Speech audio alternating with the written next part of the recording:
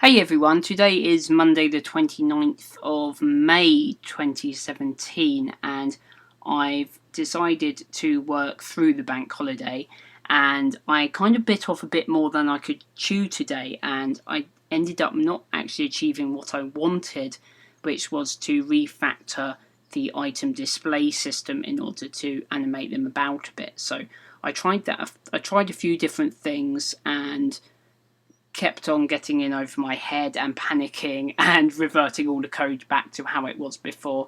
As some of you might know, when you refactor things, you kind of have to break everything and then hope that you can get it back working how it as well as it was before, but under a new system. And I need to plan it out a bit more, I think. So I was kind of feeling like I hadn't really achieved anything, which isn't 100% true, because when you're trying something and you're failing, you are really making progress towards the right answer, but finishing the day with literally no new code does feel a bit like you haven't done anything, even when you've been tearing your hair out and working really hard, which is a bit frustrating.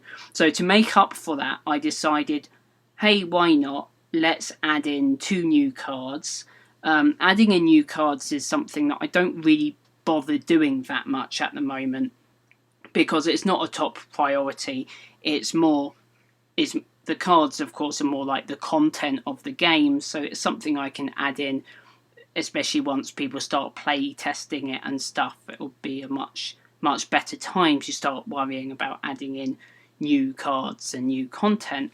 At the moment, I should be concentrating mostly on getting the game presentable.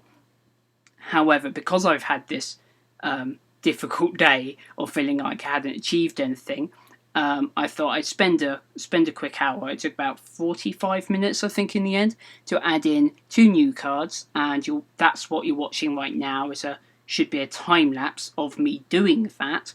You can see just how messy and awful my code is, but don't pay too much attention to that. So the cards I'm adding in are 2 new replacing cards, which I figured would be quite quick to put in, as I have some replacing cards already.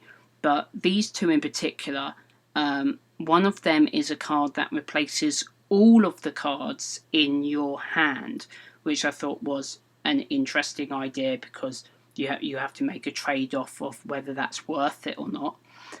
The other card is a card that replaces all of the currently unusable cards in your hand, so that's very useful. Obvious use being to replace batteries and loot cards that you're unable to play that turn, but also it will replace any movement card that you just don't happen to be able to play in your current position. So without going into too many details, actions speak louder than words, and it'll be more apparent in gameplay. But I think there's a lot of interesting moves that could result from that card being used, and deciding what turn order to play your cards in based around that, and whether you want to draw more or whether you want to make sure you're in a position to use a card so it doesn't get redrawn, or if you want to move somewhere so a card becomes unusable so that you get that extra draw. Hopefully some of that makes some sense. A lot of it will be more apparent in gameplay, but hopefully tomorrow will feel a bit more productive, and I'll see you later.